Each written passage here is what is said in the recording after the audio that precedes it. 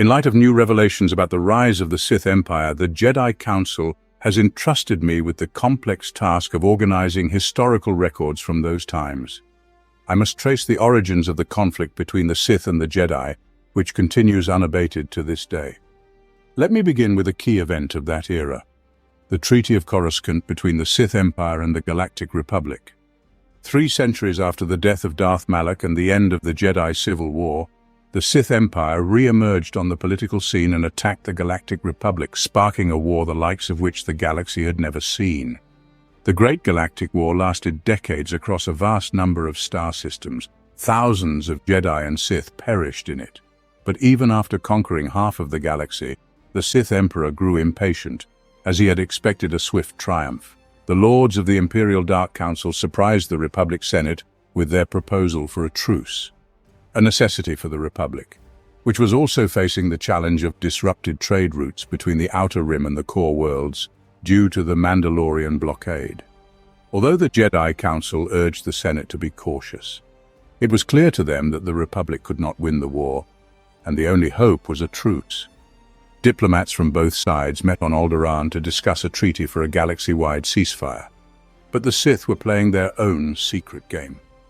The Imperial fleet suddenly attacked the Republic's capital, Coruscant, performing an orbital bombardment and landing troops on the surface. After breaking the resistance, the Empire destroyed the Jedi Temple, seized the Senate building, and surrounded the planet with a blockade. Republican diplomats on Alderaan were forced to agree to unfavorable terms of the peace treaty. All forces across the galaxy had to cease fighting and effectively hand over defenseless systems to the control of the Sith Empire. On Coruscant, the Jedi returning from the war found only the ruins of the temple and the anger of the Senate, blaming the Jedi for all the Republic's woes. Members of the Order, still loyal to the idea of protecting the Republic, returned to Tython, the birthplace of the Jedi, for rest, meditation, and seeking answers in the Force. Thus, the Jedi returned to their roots, and the Republic began to heal its war wounds. The galaxy found itself divided between light and dark. From a contemporary point of view, such an outcome was inevitable and would have come even sooner for some of the Republic's allies. However, I will examine this theory in greater detail later. After the siege of Coruscant, even the Jedi Council had to agree that the Empire had outwitted the Republic. But in hindsight, the decision to besiege the capital was not only the climax of the Empire's campaign, but also a rather risky move, undertaken by the Sith command after failing in other directions. The main impetus for the implementation of this plan for the Imperials was the breakthrough of the Mandalorian blockade by the forces of the unexpected Republican ally, the Smugglers Alliance. The blockade cut off the main trade routes from the Outer Rim to the core worlds, along which supplies and reinforcements of goods and raw materials were transported from the colonies to the capital. Moreover, many colonies switched allegiance to the Empire, instantly halting supplies to the central worlds. Uprisings erupted across the planet as hunger took hold on the lower levels of Coruscant, and the Senate was already beginning to lean towards surrendering to the Sith Empire.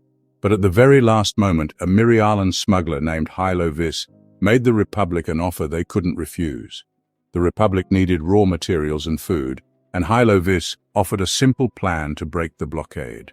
Hylo's and her associates' frigates, loaded to the brim, wandered between the Outer Rim and the core at a distance of a few parsecs from the blockade, and the Mandalorians, focused on the smugglers, missed the real attack. A motley fleet of small ships emerged from hyperspace right under their noses and opened fire. A massive space battle ensued. Despite the help of the smugglers' frigates circling around the Mandalorian ships, the Republicans were suffering defeat.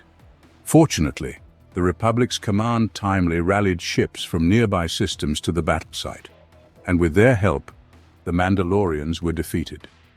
After breaking the blockade, Hylo Vis directed the supply-laden frigates to Coruscant and received a reward far greater than she had asked for.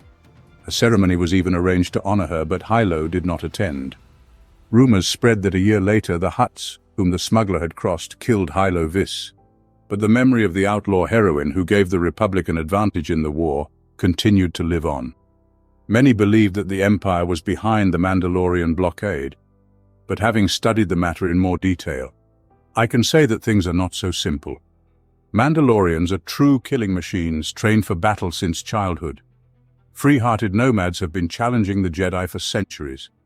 Mandalorians revere warriors and respect strength, but they are not Sith, they are alien to the dark side. The faith of these warriors is based on the idea that personal and cultural growth is found in confrontation. Their thirst for conquest, combined with their militarized way of life, makes them incredibly dangerous. It must be recognized that their concepts of self-improvement differ from ours, and their heightened sense of honor is even worthy of respect. But Mandalorians are not our friends, and their secret alliance with the Empire cost the Republic dearly. Under the first onslaught of the Sith Empire, star systems surrendered one by one until the Jedi finally halted the Sith advance at the border of the Mid-Rim, and the Senate sighed in relief. But not for long. At the same time, a gladiator appeared on the arena of Geonosis, and quickly rose to the top, assuming a title forgotten through the ages. The title of Mandalore, the greatest warrior of the galaxy, worthy of leading the Mandalorians. Although centuries had passed, the legend of Mandalore lived on in the memory of the descendants of this great culture.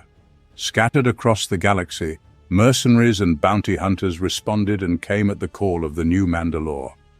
His summons was simple: to issue the greatest challenge in the galaxy, and to fight the legendary Knights of the Jedi Order.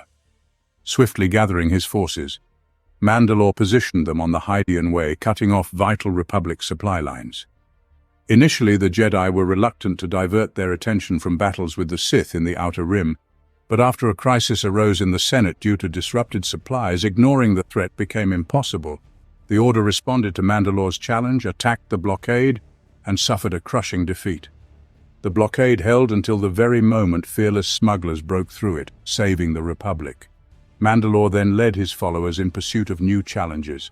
Those who left him returned to their old lives.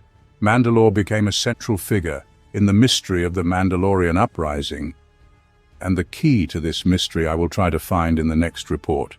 The Republic never fully recovered from the unexpected alliance with the Empire, in full accordance with the Sith Emperor's plan.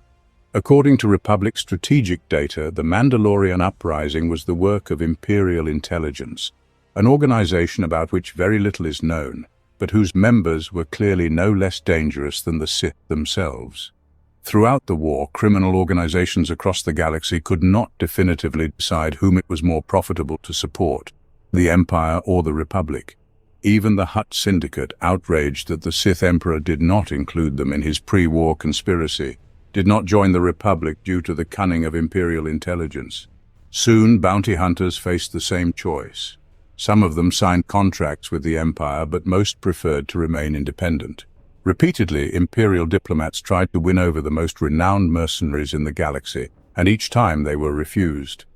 Mandalorian mercenaries and bounty hunters often became gladiators in arenas, hoping to earn money and gain glory and honor, which are highly important in Mandalorian culture. Imperial agents exploited this to their advantage, infiltrating the most famous arenas of the galaxy under the masks of managers and sponsors, and sometimes even as regular gladiators. And then they once chose a young and proud gladiator to be their pawn. Under the wing of the Empire, his successes increased 100-fold. Fixed fights are far from rare in the arenas, but Imperial agents played dirty even by those standards. Their champion, pumped full of doping and stimulants, was unrivaled. Soon the whispered chant of "Mandalore, Mandalore," orchestrated by the Imperials, echoed through the stands. This was now the name of the young gladiator, bestowing upon him the ancient title King of all Warriors. Meanwhile, the gladiator's treachery grew, and so the Mandalorians came at the call of their new leader. He, in turn, secretly served his own masters. Imperial agents controlled Mandalore like a puppet. Under their direction, he blockaded the Hydean Way and challenged the Jedi Order. Although the blockade was later broken, it set the stage for the attack on Coruscant and the acceptance of the treaty that paralyzed the Republic. The Mandalorian and Sith alliance remains unproven to this day, and only the revelation of Mandalore can alter the situation. But Imperial intelligence is adept at covering its tracks. Soon the Mandalore was killed, and his assassin became the new Mandalore. We can only speculate whether the Empire was involved in the change of Mandalorian leadership or not. But in any case, vigilance must not be lowered. In the next report, I will attempt to ascertain whether Imperial intelligence's actions to involve the Mandalorians in the war were a response to the Republic's early successes. When formulating the war plan, the Emperor saw no need for allies. The Sith were meant to sweep across the galaxy, destroying their eternal enemies, the Jedi, and dismantling the Republic. The Emperor was betrayed by his own cynicism. He did not believe that the Republic's heroes would be willing to make great sacrifices in the fight against the Sith. After capturing the Seswena sector in the Outer Rim, the Imperial Armada moved into the Mid-Rim, aiming to approach the core worlds. Confident that the Republic had not yet recovered from heavy losses, the Empire invaded the Bothan sector of the Mid-Rim, where the Armada was caught off guard by the Republic fleet, which unleashed its power upon it. The rout of the Imperial Armada in the space above Bothawui marked the Republic's first major victory in this war, and news of it spread throughout the galaxy, reviving hope and inspiring the Republic's defenders. The victorious fleet advanced further, but part of the Jedi and Republic forces remained on Bothawui in case the Empire returned. It did not take long. Warships gathered once again towards the Bothan sector to avenge the loss of the Armada. The powerful planetary shields of Bothawui reliably protected against orbital bombardment, forcing the Imperials to land on the planet's surface. Jedi Master Beltha Lucis, 7 dozen of the Order's finest knights, and 4,000 elite Republic soldiers prepared to defend the shield generator at the cost of their lives. And so a 50,000-strong Imperial army descended upon the defenders of Bothawui, but they fought bravely, hoping not for survival but simply fulfilling their duty, and overconfident Imperial commanders paid for each slain Republic soldier with the lives of dozens of their own troops in frontal assaults. However, soon Imperial reinforcements arrived. Despite their determination and selflessness, the ranks of the defenders thinned until finally only a handful of warriors remained, gathered around Jedi Master Lucis, prepared for the final battle. Imperial Grand Moff Zelos promised to spare the Jedi Master and his comrades if they laid down their arms and surrendered, but neither his words nor fear shook the defenders' resolve. They listened to the Force and continued their resistance. Their last stand will never be forgotten. Alucis and all his people fell, but before that they forced the Imperials to retreat. The Battle of Bothawui ended in a stalemate. The heroes of Bothawui inspired the Republic, and ultimately the Imperial offensive was halted. However, the Republic lost many systems in the early years of the Great War, and with the Emperor's plans being implemented so effectively, it could only hope for survival. I had to work hard to piece together the Emperor's schemes, and now I have a rather fascinating theory. I will present it in my next report. The Sith Empire's assault became an unprecedented event in the history of the Republic. They seemed to appear out of nowhere and immediately launched a galaxy-wide offensive. Ominous news from the Outer Rim prophesied the imminent end of the Republic. The Emperor's plan was flawless, and the panic generated by the Sith's offensive throughout the galaxy was a crucial part of it. For the first time, Sith battlecruisers were spotted in the Tingle Arm. The Republic dispatched a diplomatic transport with a small fighter escort to meet the unidentified ship. However, the Emperor wanted to showcase his power before launching his advance. The diplomatic transport only managed to transmit a video signal before being destroyed. Immediately after that, the Empire attacked the Aparo sector, which fell before the Republican fleet arrived. And the Republic's allies turned their backs on us. The Sith installed their puppets in power on Belkadan, Cernpedal, and Ruusan, and the Republican fleet unexpectedly found itself in hostile territory, forced to defend from all sides. The Republic sent all available ships to help the fleet, leaving only a few Jedi Guard ships in the orbit of Korriban, which the Empire took advantage of to seize the planet. Surrounded and fighting back, the battered Republican fleet withdrew from the Tingle Arm, while the Imperial fleet meanwhile delivered targeted strikes throughout the Outer Rim. They destroyed the Republic's shipyards in the Sleazy sector, blockaded trade routes, and captured several wealthy clusters. The battered and disorganized forces of the Republic could do nothing to stop the invaders. The leaders of the Republic and the Jedi Council convened an emergency session in the Senate to devise a plan to defend the galaxy. But the discussion quickly devolved into politics. The senators contested most decisions and left their home sectors entirely unprotected. Many political allies of the Republic refused to participate in the war. From then on, each system was left to fend for itself. Perhaps this was the Emperor's grand plan, to force the Republic to destroy itself from within. And while the Republic's politicians engaged in endless debates, the Emperor was preparing his fleet for a deep strike straight to the galactic core.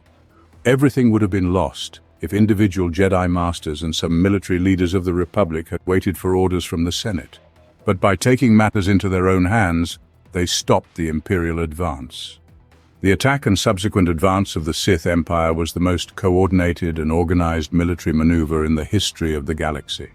By all indications, the planning and preparation for this advance took centuries, and I will strive to delve into this topic in detail in my next report. The centuries preceding the Empire's invasion were years of prosperity and peace in the Republic. During these years, dozens of star systems joined the Galactic Senate. In contrast, for the Empire, these centuries were marked by preparations for war, during which the Sith demonstrated astonishing cohesion and willingness for self-sacrifice in the name of a common goal. I'd long noticed that throughout this period, generation after generation of Sith infiltrated the political circles of the Republic, and had even placed agents among the Jedi. Here is one of the cases I discovered in these records. Hyperspace Gint was a fourth-generation Jedi, and many considered him the most promising Padawan of the Order. Taking advantage of his family's good reputation, Gint became the apprentice of Jedi Master Baral Over and traveled with him across the galaxy, mastering the mysteries of the Force. In time, evolving in mastery, the apprentice and the teacher eventually undertook a complex mission to study the ancient Sith temples on Yavin 4. They were to investigate the burial site of Naga Sadow, one of the greatest Sith lords. Upon arriving on Yavin 4, Baral Over discovered that the cultists of Naga Sadow had survived the centuries, becoming Massassi warriors. Originally, the Massassi were a subspecies of the Sith and constituted the core of the earliest Sith armies. But Naga Sadow subjected his warriors to dark experiments, transforming them into creatures possessed by the dark side. The master and the apprentice fought bravely against the Massassi, but were defeated and forced to retreat into the depths of the tomb. But even there they encountered the dark force that lingered since the times of Naga Sadow. After several weeks, Baral Over returned to Coruscant alone, wounded and half-mad from the ordeal. Once recovered, Master Over recounted what they had faced and the tragic death of Gint. Years later, Ison unexpectedly appeared on Coruscant clad in Massassi garments possessed by the spirit of Naga Sadow and publicly attacked his former master. A great battle erupted before the eyes of the crowd, and though the power of Naga Sadow within the apprentice was strong, Master Over prevailed. Celebrating Baral Over's victory, the Jedi Council harbored no suspicions. No one even questioned why the spirit of Naga Sadow sought revenge specifically against Master Over. Upon closer examination, it turned out that Baral Over's ancestors, his father and grandfather, had also desperately tried to reach the ancient tombs of the Sith Lords. They were embedded agents of the Empire. And on Yavin 4, Over acted not in the interests of the Jedi, but in the interests of his true master, the Dark Emperor of the Sith.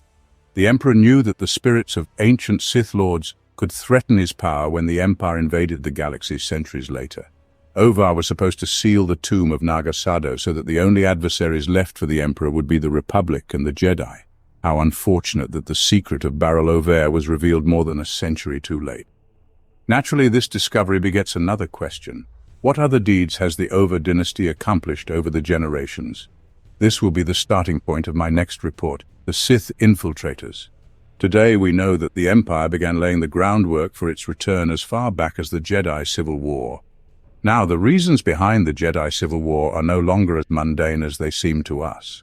The Emperor's first envoys to return to Imperial space were the well-known Darth Revan and Darth Malak. Today, Darth Revan is known as a great Jedi hero, but only because he redeemed himself. Revan and Malak were the first to rise against the Jedi Council and participated in the Mandalorian Wars on the side of the Republic. Revan, above the Mandalorians, made the Jedi Council doubt their righteousness, but no one knew how far Revan had already tread onto the dark side.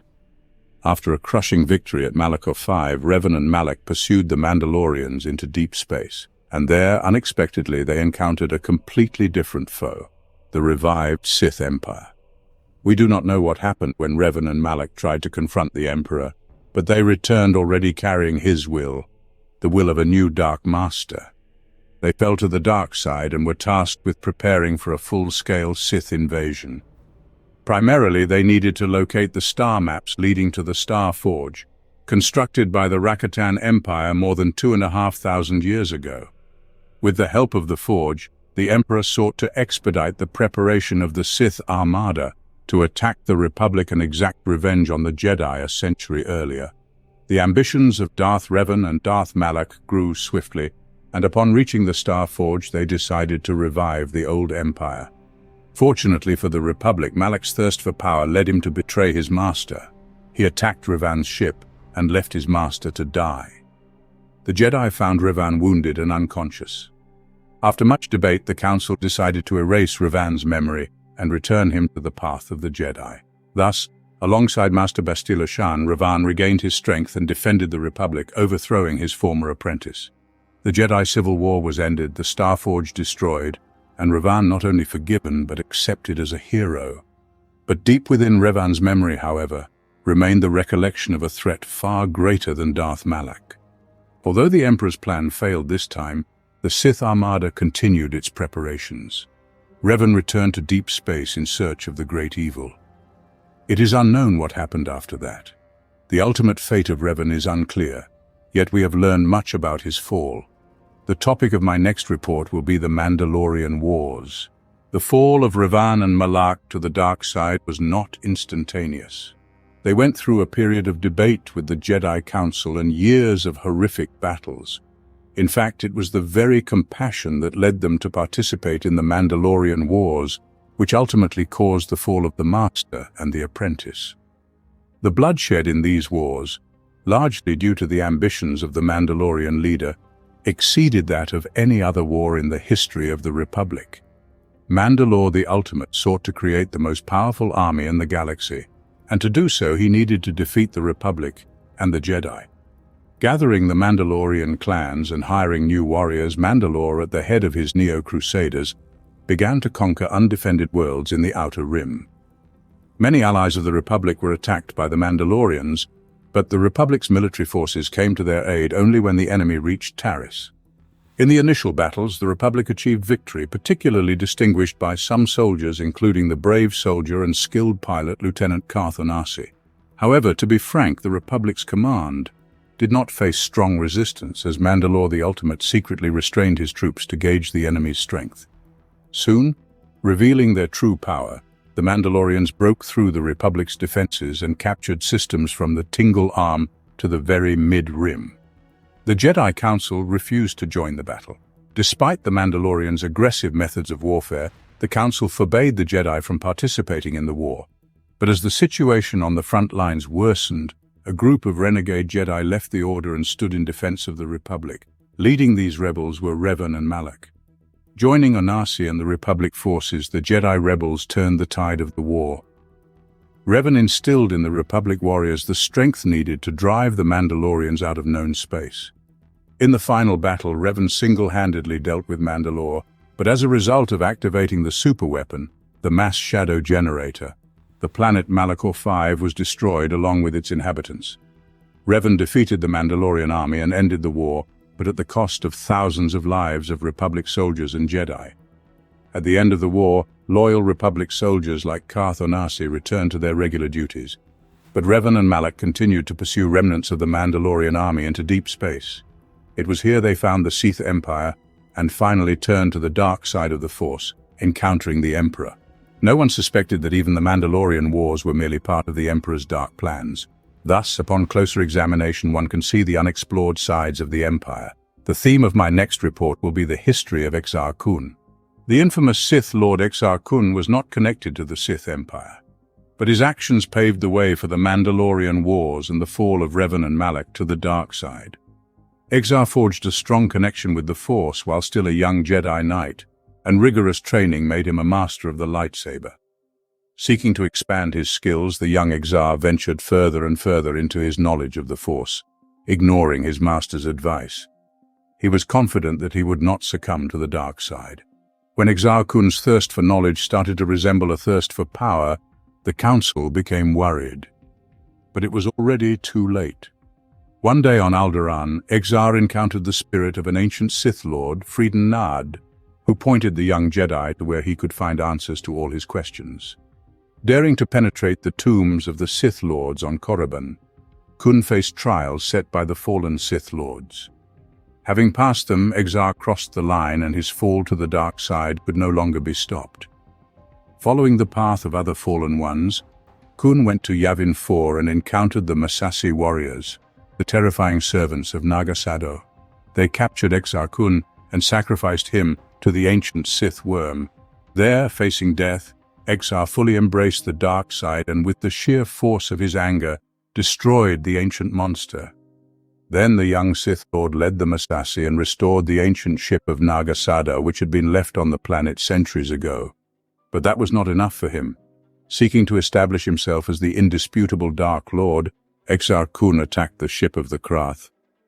In the battle against the cultists, Kun crossed swords with Keldroma, an equal in strength, who was another fallen Jedi. Once, Keldroma was an infiltrated agent of the Council within the cult's ranks, but had turned to the dark side of the Force. After a long and complex duel, Exar and Keldroma joined forces, with the former becoming the master and the latter the apprentice. The combined armies of the Krath and Massassi, after their union, adopted the name Brotherhood of the Sith and mercilessly waged war under this name against the Republic and the Jedi. After several victories and ravaging the Jedi archives on Ossus, Keldroma killed his brother Kay. Ossus was heavily damaged during the battles, and the Sith celebrated a victory that, however, was not destined to last long. Repenting in fratricide, Keldroma returned to the light side and betrayed his master, and the Empire pushed the Lord back to Yavin 4, where Exar conducted a terrible ritual, during which he sacrificed his army in exchange for eternal life for his spirit. Thus, never fully defeated, the spirit of Exar Kun ended up trapped on Yavin 4 by the power of the Jedi, where he languishes to this day as far as I know.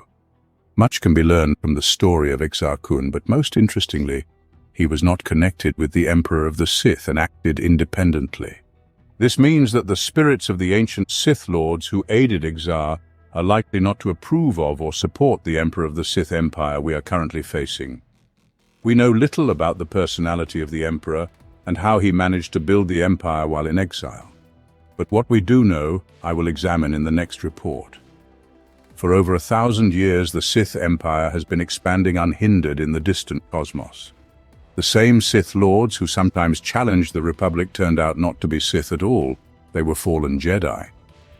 The true Sith traced their lineage back to the ancient red-skinned race of the Sith from Korriban. This race had long been extinct except for a few of its members who went into exile nearly 900 years ago. It was only through the dark genius of the Emperor and the loyalty of his followers that the Sith rebuilt their civilization from the ashes. Among all our scant data on the history of the Empire, Grand Moff Odile Vaiken stands out, having been at the origins of the military organization of the Empire. As a child, Vaiken was one of the few who survived the massacre on Korriban during the Great Hyperspace War. To save his subjects, the Emperor ordered the ships to make a hyperspace jump into uncharted regions of space. For many years, the Emperor's fleet wandered in deep space. During this time, Odile mastered navigation and became a highly respected pilot within the fleet. The survivors eventually settled in the jungles of Dromund Kaas. There, the Emperor revealed to his people his grand design for creating a highly efficient civilization and promised that their empire would conquer the entire galaxy, with the Republic being destroyed.